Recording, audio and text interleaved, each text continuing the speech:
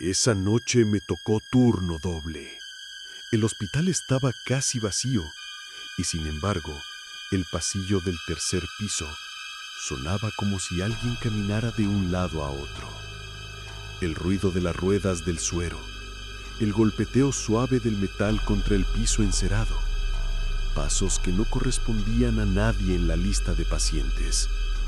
A las 3 de la mañana, la habitación 309 volvió a encender la luz. Nadie debía estar ahí. El paciente asignado había muerto 2 días antes. Fui a apagarla, con esa calma automática de los que ya no esperan milagros. Pero cuando abrí la puerta, sentí un olor agrio, antiguo, el mismo que queda después de una transfusión. Y sobre la cama, el monitor cardíaco volvió a latir. Un solo pitido, constante, frío, como si el corazón que lo moviera no fuera humano. No corrí, solo apagué el equipo, pero el pitido siguió, esta vez desde el pasillo, repitiendo el mismo ritmo, el mismo tono, un eco imposible. Desde esa noche, entendí que hay camas que no se vacían, solo cambian de ocupante. Suscríbete, deja tu like y comenta tu país y ciudad. Llevo más de 10 años haciendo guardias nocturnas en el hospital provincial.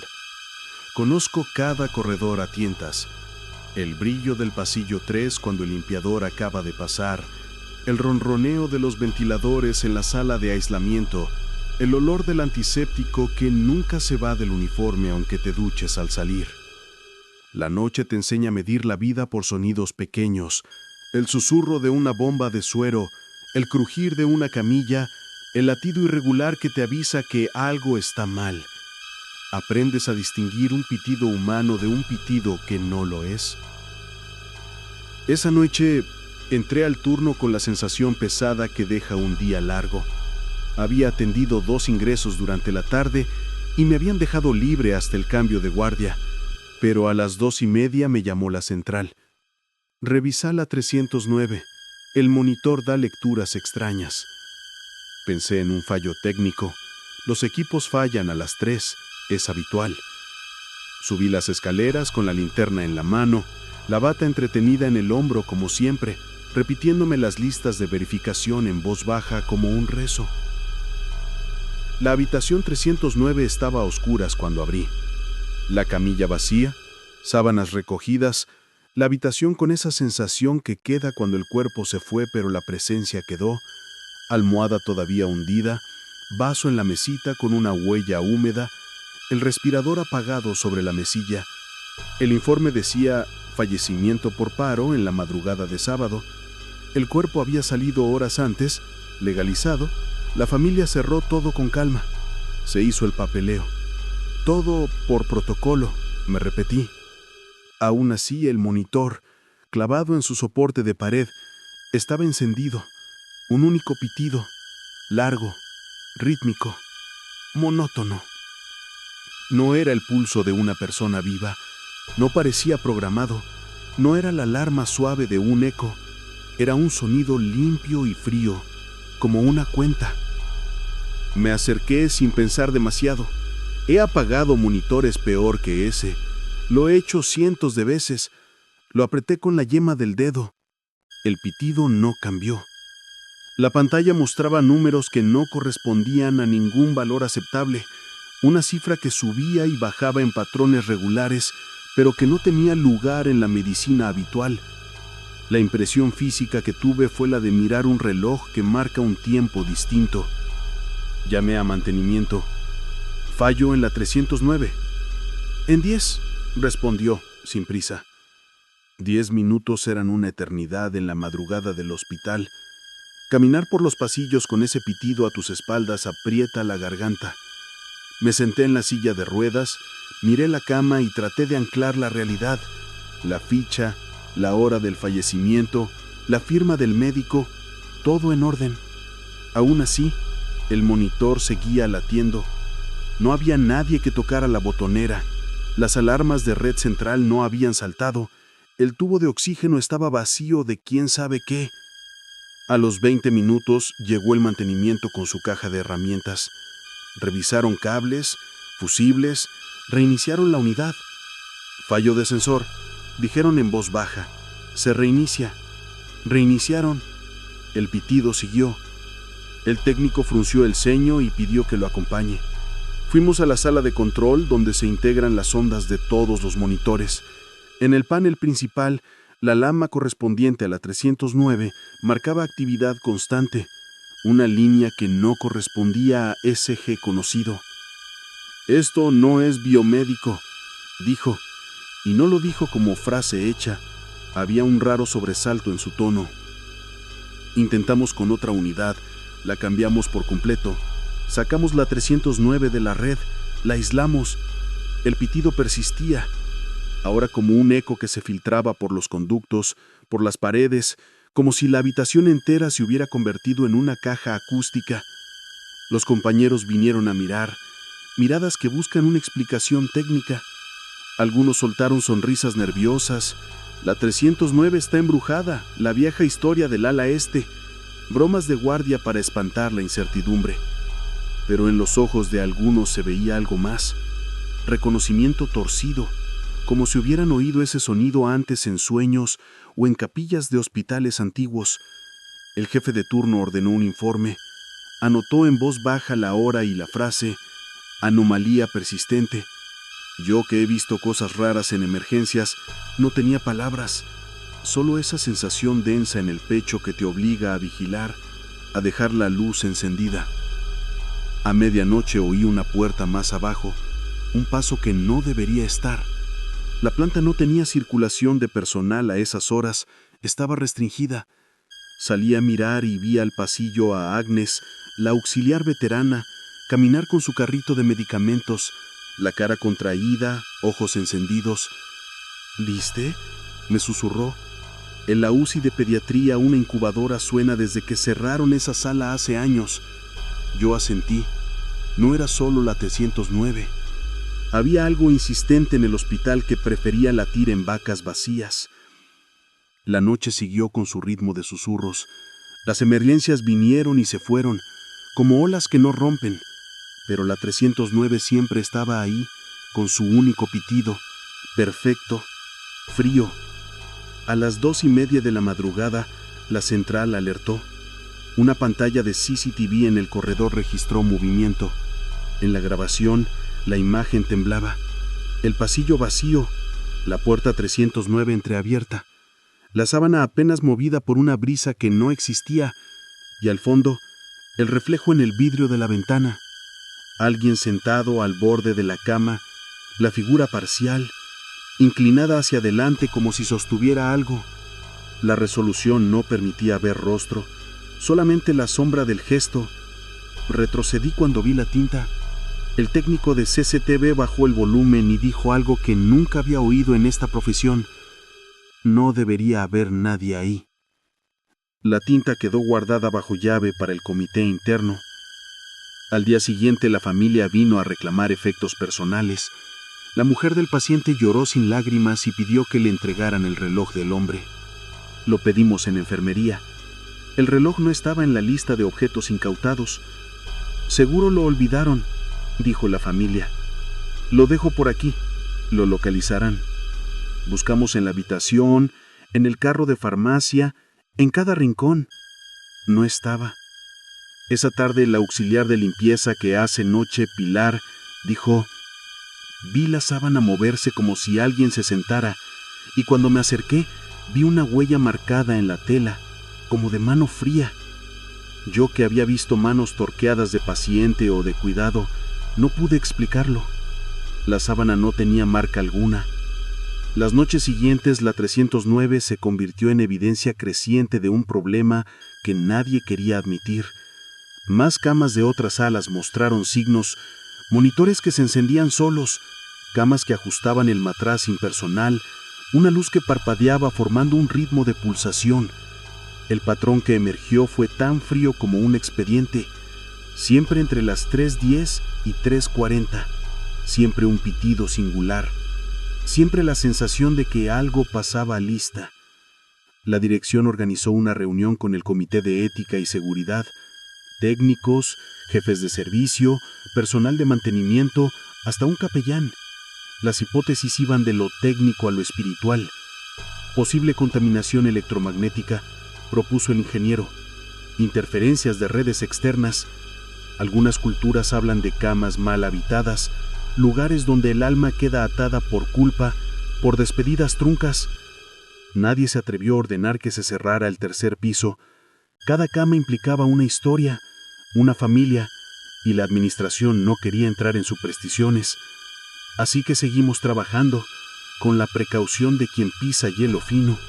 Una noche decidí quedarme en vigilia en la 309. Fui armado no con herramientas, sino con preguntas. Me senté en la silla, apagué la luz y me quedé a escuchar. El pitido estaba ahí, como un metrónomo metálico. La habitación olía a suero y a recuerdos. Cerré los ojos. Las horas se deslizaban en un compás de respiraciones, enfermeras que cubrían rondas, el murmullo de la cafetería cerrando, el lejano timbre de una ambulancia.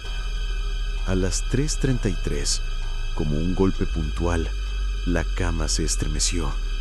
No era el ajuste motorizado, era una sacudida que venía del colchón, como si alguien se incorporara con esfuerzo. Abrí los ojos. La sábana se movía con ese gesto antiguo y, por un instante, juraría haber visto la forma de una mano sobre la baranda, fría, fina, sin olor. No hice ruido. No pude. Mi cuerpo entendió que el límite era sagrado. Entonces, en la penumbra, oí una voz. No la vi claramente. No era humana en el sentido que la voz no pronunciaba palabras, sino cuentas. Era un recuento. 1, 2, 3, hasta 10. Y el 2 se alargaba en una cadencia que me atravesó la cabeza. La voz era como si alguien hiciera palpitar un corazón mecánico en la distancia. La habitación tembló. No fue terror inmediato. Fue una tristeza grande, antigua, como si un mundo se levantara para hacer una llamada. Me levanté despacio. Ágilmente fui a la mesa de infusiones, tomé la ficha del fallecido, la puse sobre la cama como si la presencia pudiera leerla. No hubo respuesta. Solo esa cuenta hasta 10 que volvió a empezar sin pausa. Cuando salí de la 309, el pasillo estaba idéntico a siempre, salvo por la sombra que dejó la puerta al cerrarse, una mancha de oscuridad que no correspondía con la disposición del resto de luces. En la central, el panel registró la actividad de la 309 como evento no identificado y generó un mapa que mostraba microvariaciones de campo eléctrico alrededor de la cama. Técnicos vinieron con sensores, medidores, aparatos caros. Marcaron fluctuaciones imperceptibles, microcampos que subían y bajaban en sincronía con aquel pitido. «No es señal humana», dijo uno de ellos, y en su cara vi que prefería no firmar más que esa frase. El hospital se acostumbró a la 309 como uno se acostumbra a la lluvia en ciudad. No se deja de notar, pero se vive con paraguas. Algunos rezaban en voz baja antes de pasar por allí. Otros pasaban por el pasillo con prisa, mirando al frente. Una noche, cuando la guardia terminó y el día se asomaba con un gris tímido, me quedé en la puerta viendo cómo el sol se filtraba por las ventanas de la sala. El pitido cesó, por primera vez en días, como si la habitación hubiera respirado al amanecer. Pensé en cerrar el capítulo, en llamar a mi familia y decir que todo había sido fantasía. Pero esa tarde vi a una mujer mayor, la señora del piso de abajo, ponerse frente a la 309 y dejar una flor en el umbral. No la conocía. Se llamó a sí misma viuda del ala este. «Él siempre vuelve a esa cama», me murmuró. «Espera hasta que alguien lo recuente». Aún recuerdo el nombre del paciente de la 309. Era un hombre sencillo, sin herederos, sin reclamos. Según la hoja, había dejado una vida con pocas ataduras. Tal vez fue por eso que la presencia se quedó. Tal vez no. Pero hay camas que no se desocupan porque nadie volvió a poner la palabra fin. Y hay noches en que si caminas por el tercer piso, el pitido acalló el silencio y te recuerda que en este hospital la cuenta siempre vuelve al mismo número. Al caer la tarde, cuando el turno termina y las luces del pasillo suspiran, todavía a veces oigo en la distancia un pitido solitario que no pertenece a ninguna máquina de mi confianza. Y antes de apagar la luz, miro la 309 una vez más, por si acaso, por si la cuenta no ha terminado. Trabajo en urgencias desde hace 8 años. He visto accidentes que rompen cuerpos, hemorragias que piden silencio, la mecánica precisa de intentar sostener a alguien que se va. Piensas que después de cierto tiempo nada te sorprende, que la sangre, el sudor y las manos temblorosas se convierten en oficio y rutina. Pero hay noches en que ese conocimiento no sirve de nada. Y esa noche fue una de ellas. Era un sábado con tormenta, la guardia corta y la cafetería cerrada. La ciudad traía heridos, cortes y resacas. Pero hacia las 3 de la mañana, la camilla entró sola por la puerta de urgencias, con un silencio que no correspondía a la prisa. No lo empujó nadie. El portón de acceso no había sido abierto por fuera. La persona sobre la camilla no parecía llevar signos de atropello ni pelea. Rostro lavado por la lluvia, ropa pegada a la piel y la respiración, cuando la escuché desde lejos, era lenta, casi ceremoniosa. Anoté la hora, 2:58. En el informe por voz marqué: ingreso vía hall central, paciente inconsciente, estado confuso. Era lo que se hacía, habitual. Lo que no era habitual era la forma en que la camilla avanzó sin que nadie la empujara, como si la noche la hubiera traído. Lo trasladé a monitorizar en aislamiento porque la piel del paciente tenía una palidez que no encajaba con la lluvia. Era más bien un gris lavanda, como si la sangre no supiera regresar del todo. Le puse la vía, le medí la presión. El pulsómetro marcaba una frecuencia que no existía en nuestras tablas, un tic agudo, repetido, que sonaba como campanada de reloj viejo. Su nombre en la cartera era simple: Mateo R., sin documento, sin familiares. Lo curioso fue que la historia que nos llegó por el triage era contradictoria. Según el llamado recibido antes, un vecino decía haberlo visto entrar en la iglesia y no salir más. No concordaba. Aún así, cumplimos con el protocolo: radiografía, analítica rápida, test toxicológico. El equipo respondió con la frialdad de las máquinas: normal, normal, sin presencia de drogas. Pero las cámaras de seguridad, cuando revisamos, mostraban un cuadro que nadie supo explicar. La camilla entrando por la puerta principal, sin personal acompañado, con el pasillo vacío detrás. En la grabación, la figura que empujaba la camilla era difusa, como si un vapor tomara forma y después se deshiciera. Nadie quería hablar de eso en voz alta. Lo establecimos en una sala y le dejamos respirador en modo mínimo por precaución. A las 3:12, el monitor comenzó a emitir un pitido bajo y constante, distinto al que había escuchado en la 309 aquella vez. Este era más humano, más cercano al pulso humano, pero con un desfase que lo hacía inquietante. Marcaba un latido, cuando la gráfica no mostraba un pulso real. Encendí la luz y vi algo que me obligó a tragar saliva: sus manos. Eran frías y húmedas, pero no tenían el color de una vida propia. Tenían la consistencia de una estatua empapada. Cuando sujeté su muñeca para tomar el pulso, noté una vibración debajo de la piel, una repetición que parecía venir de muy dentro, como si algo latiera en otra frecuencia. Sus dedos, al entreabrirse, dejaron una marca en el borde de la sábana que parecía quemadura por frío. Una huella exacta, limpia, sin sangre. A las 3:20, el servicio de radiología nos devolvió una placa: ausencia de daño craneal, nada que explicara la pérdida de conciencia. Era un caso de nada que diagnosticar, y sin embargo el paciente no respondía. Mientras tanto, las máquinas empezaron a comportarse mal en forma sincronizada. Bombas de perfusión que pausaban por segundos, ventiladores con lecturas erráticas, la central de alarmas haciendo picos que no correspondían a ningún cable. Lo técnico no daba explicación. Lo técnico se cansaba y se callaba. Y en el silencio, algo llamaba desde las paredes, un murmullo bajo, que cuando te acercabas se parecía sospechosamente a una cuenta. 1, 2, 3. Hice lo que cualquier enfermero profesional hace. Llamé al médico de guardia. «¿Qué propones?», me dijo, sin mirar, mientras calentaba café y aplastaba la tensión con gestos mecánicos. «Mantener, observación, no hay signos de infección ni trauma, pero el monitor», le expliqué en voz baja.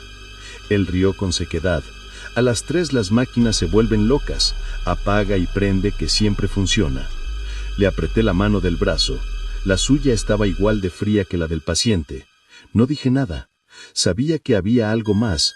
Lo sabía en la forma en que la sala se cerraba como una boca. A las 3:27 noté que el respirador se ralentizaba solo y la pantalla del monitor proyectaba un patrón que parecía una letra, una U invertida, repetida. «¿Lo ves?», susurré a Ana, la enfermera que repartía pastillas como quien reparte órdenes. Ella, que no creía en fantasmas ni en esqueletos, tragó y fue hacia la cabecera. Su reflejo en el plástico de la mascarilla mostraba a los dos inclinados, mirándose los ojos. En ese instante, la cabeza del paciente se giró. No fue un giro brusco, fue algo preciso, quirúrgico. Y me miró. No con los ojos, con el hueco de la mirada. Un vacío que te lee en silencio, que te desgrana como a un expediente. Su boca se abrió apenas y, si la habitación hubiera sido un vinilo, se habría escuchado un sonido portado, una sílaba fragmentada que no era palabra. Y entonces, desde el monitor, salió la voz. No la voz electrónica que algunas máquinas pueden reproducir para pruebas, era un timbre humano, amortiguado, recitando números con calma y real. 1, 2, 3. Dijo la voz, y la sensación que dejó fue la de que alguien anotaba tu nombre en la lista. El médico se acercó, y con su bolígrafo anotó en la historia clínica. Reacción inusual. Monitor muestra actividad anómala. Considerar sedación. Pero no procedimos, porque aquella voz que venía de la pantalla no era una alarma, era una lectura, y la lectura no buscaba enfermería ni protocolos, buscaba memoria. Noté que mientras el conteo continuaba, la enfermera de recepción comenzó a llorar, no por emoción, sino por un recuerdo que le dolía en la garganta. «Mi abuela», dijo entre sollozos, siempre repetía los números en la noche cuando moría. Lo hacía como si no quisiera irse. Lo que parecía simple superstición cada vez se volvía más denso, como una espesa atmósfera que te empujaba hacia atrás. A las 3:33, el monitor amplificó su sonido y todas las pantallas cercanas temblaron como hojas. En la pared se proyectó un reflejo, una sombra, no humana exactamente, pero con la forma de un cuerpo inclinado junto a la cama. En la grabación de video, que revisamos con manos que al principio no temblaban, y luego sí, apareció algo peor, no una sombra, sino una figura que se acomodaba en la silla junto a la cama. Vestía lo que parecía un pijama blanco y su gesto era de quien espera. El operador de video, un chico que nunca se impresionaba, me miró y dijo con voz rota: «Ese no estaba en la sala cuando la camilla entró». Tenía razón. La familia vino al amanecer. Era una mujer joven, con la cara hinchada de noche sin dormir. Llevaba en la mano una caja de pastillas. Mi hermano se fue a un bar y no volvió a casa. Lo encontraron. Alguien lo trajo aquí. La miré y sentí que la realidad se rompía en una costura. Ella buscaba respuestas y yo solo podía devolvérselas con rutinas, informes, formularios, números de teléfono. Pero a mitad de la conversación, la mujer miró al paciente con algo parecido a reverencia y dijo en voz baja: «Siempre contaba hacia atrás, desde niño, para dormirse». La casualidad no existía esa mañana. La casualidad se había vuelto un patrón, y los patrones en los hospitales no eran buenas noticias. Intentamos darle de alta mentalmente. Sedación para observar. Pruebas, imágenes. Nada clínico halló causa. Nada técnico explicó el conteo. Lo que sí cambió fue la conducta del personal.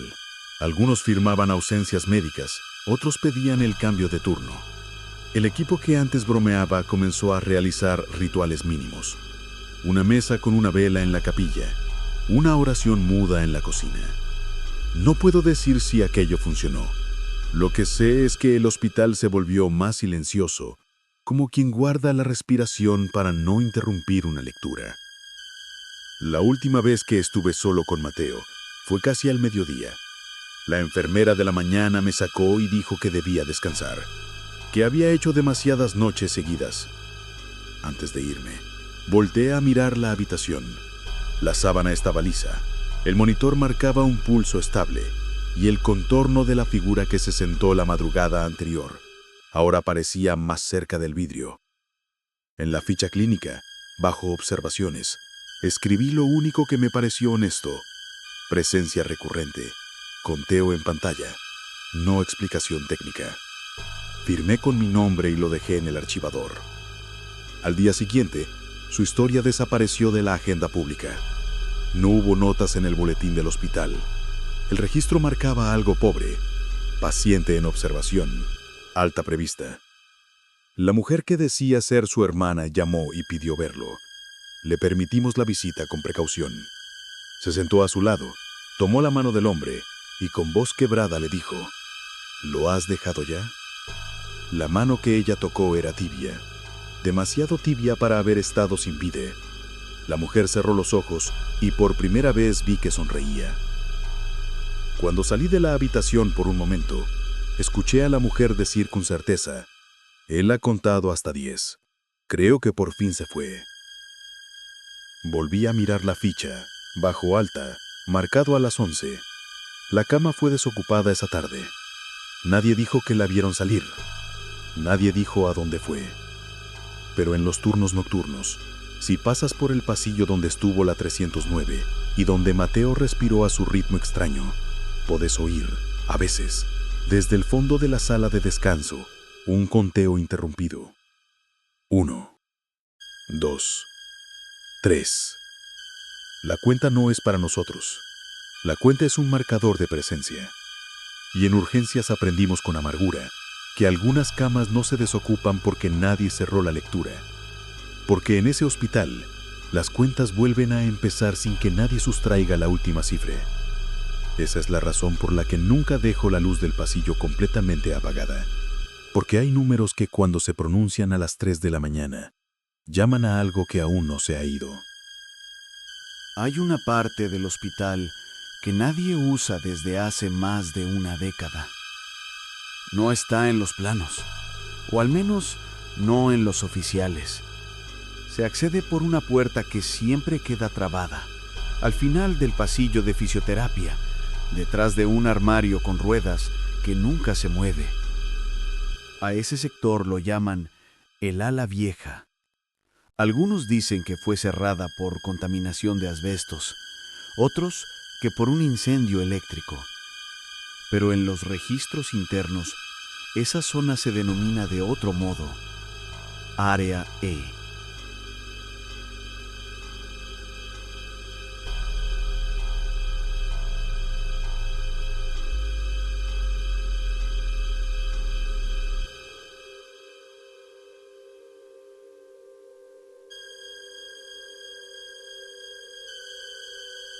La primera vez que me asignaron limpiar allí, lo tomé como castigo. Soy enfermero de mantenimiento. Cubro reemplazos, los turnos más silenciosos. No me asusta el trabajo ni la oscuridad, pero el área E tiene un silencio que no es natural. Cuando cruzas su umbral, el sonido del hospital desaparece. No hay monitores, no hay ascensores, ni siquiera el zumbido de los fluorescentes. Solo el ruido de tus pasos y tu respiración, como si el aire estuviera suspendido. El pasillo principal conserva todavía los azulejos originales, con manchas que el tiempo no logra borrar. A cada lado, puertas con ventanillas redondas. Las habitaciones están vacías, sin camas, salvo una, la última, la 516. Esa noche bajé con linterna y el carrito de limpieza. Tenía órdenes simples: revisar humedad y asegurar que los circuitos estuvieran cortados. El hospital necesitaba un informe de mantenimiento para justificar el cierre. Pero apenas entré, la linterna parpadeó y luego se apagó. No era la batería, era el aire, que se volvió espeso, cargado, como si la electricidad flotara libre. El pasillo olía a polvo y a desinfectante viejo. Mientras avanzaba, escuché lo que juraría eran respiraciones cortas, irregulares, viniendo de distintos puntos. Cada puerta que abría parecía más fría que la anterior. Los termómetros portátiles marcaban descensos repentinos de temperatura: 22 grados, luego 15 grados, luego 9 grados. Nada de eso era posible en un edificio con calefacción central. Cuando llegué a la 516, noté algo extraño. La puerta estaba entreabierta y detrás una luz pálida intermitente. Pensé que era reflejo de la linterna, pero venía del interior. Me asomé.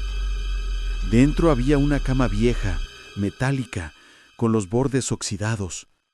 Encima, un matraz cubierto con una sábana amarillenta. Y sobre esa sábana, alguien acostado. O algo. No me moví. El cuerpo parecía inmóvil, cubierto hasta el pecho. Solo se veía una mano delgada, extendida hacia el borde. Pero lo más perturbador era que el monitor junto a la cama estaba encendido. No debía haber electricidad allí. Y aún así, la pantalla mostraba una línea verde que subía y bajaba en ritmo perfecto. Retrocedí. Traté de hablar, de preguntar si había alguien, pero mi voz no salió. El silencio del lugar era tan absoluto que las palabras se quedaban pegadas al aire. El monitor pitó una vez, suave, como si respondiera, y en la pantalla apareció una palabra: presente. Me quedé mirando. Las luces del pasillo se apagaron todas al mismo tiempo. La linterna volvió a encenderse sola, y en el haz vi que la sábana se movía, apenas, como si debajo alguien respirara. La mano que antes estaba quieta empezó a moverse lentamente hacia el borde.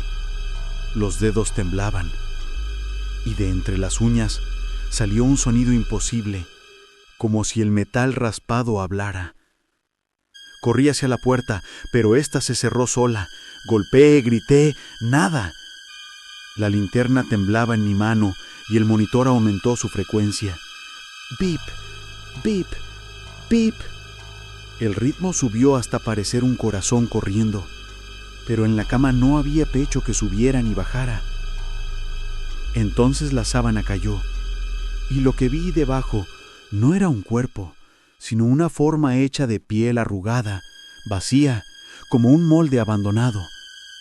Dentro, nada, solo aire caliente, vibrando. El monitor mostró otra palabra: cambio. Sentí un golpe seco en la nuca. No vi quién lo dio. Solo recuerdo haber caído y sentir que el suelo se movía bajo mí, como si respirara. Cuando desperté, estaba en la enfermería principal. El reloj marcaba las 3:33. Los médicos decían que me encontraron desmayado en el pasillo, con marcas en los brazos como de sujeción. No recordaba nada, o eso les dije. Pero cuando revisé mi uniforme, encontré algo en el bolsillo. Una tarjeta vieja de identificación, amarillenta, casi borrada. Nombre: Inés Villalba. Cargo: enfermera de piso, área E. Fecha: 1978. Y detrás, una inscripción escrita a máquina. La cama no se desocupa, solo cambia de turno. Desde esa noche, nadie volvió a abrir la puerta de la 516, pero cada cierto tiempo, a través de los conductos de ventilación, se escucha el pitido rítmico de un monitor. Y a veces, entre los pasillos del ala principal, alguien deja una cama lista con sábanas limpias para un paciente que no figura en los registros. Cuando pregunto quién la preparó, todos se miran, encogen los hombros y dicen lo mismo. Sería Inés. He intentado olvidar, pero a las 3:33 siempre se enciende una luz en el tablero de control central. Habita allí un número fijo, 516. Y aunque el sistema informático no reconoce esa sala, el pitido suena igual, perfecto, idéntico al que escuché esa noche. Ahora entiendo que algunas camas nunca se desocupan porque el hospital las necesita llenas, y hay turnos que no terminan, solo cambian de cuerpo. El hospital tiene su propio pulso. No se marca en relojes ni en monitores. Se siente en las paredes, en el zumbido que nunca calla, en el aire cargado de pasado. Después de tantas guardias y tantos cuerpos, comprendí que aquí la muerte no llega, se archiva. Los vivos creemos que damos de alta, que cerramos historias, que cambiamos sábanas, pero el hospital, en su respiración mecánica, solo acomoda espacio para el siguiente. Las camas no son camas, son jaulas que aprenden el ritmo de quien las ocupa y lo repiten, como un eco que se niega a extinguirse. A veces pienso que el sistema central no registra señales eléctricas, sino recuerdos, que las alarmas no son fallos técnicos, sino voces pidiendo turno. El paciente de la 309, Mateo, la enfermera Inés, todos forman parte de una lista invisible. Los médicos la llaman coincidencia. Nosotros la llamamos presencia. Yo la llamo continuidad. He visto enfermeros nuevos detenerse frente a la 309 sin saber por qué. He visto monitores que laten al compás del corazón de alguien que ya no está. Y he sentido cómo el suelo vibra levemente cuando la cuenta vuelve a empezar a las 03:33. Es ahora en que los pasillos respiran y el aire pesa. A veces un olor a alcohol y sangre vieja recorre los corredores. Y si te detienes a escuchar, puedes oír las ruedas de una camilla avanzar sin manos que la guíen. El hospital no mata ni salva, solo mantiene. No pregunta si el alma está lista, no distingue entre personal y paciente. Cada historia que muere aquí deja un hilo, y cada hilo se entrelaza hasta formar algo más grande, algo vivo, un corazón sin carne, un organismo hecho de habitaciones, luces, sillas y respiradores que laten solos. Por eso sigo viniendo, porque sé que, de algún modo, ya no estoy del todo afuera. Los que hemos escuchado el pitido en medio del silencio, sabemos que no hay despedidas en este lugar, solo relevos. Y cuando el turno termina, alguien siempre está listo para ocupar la cama. Suscríbete, deja tu like y comenta tu país y ciudad.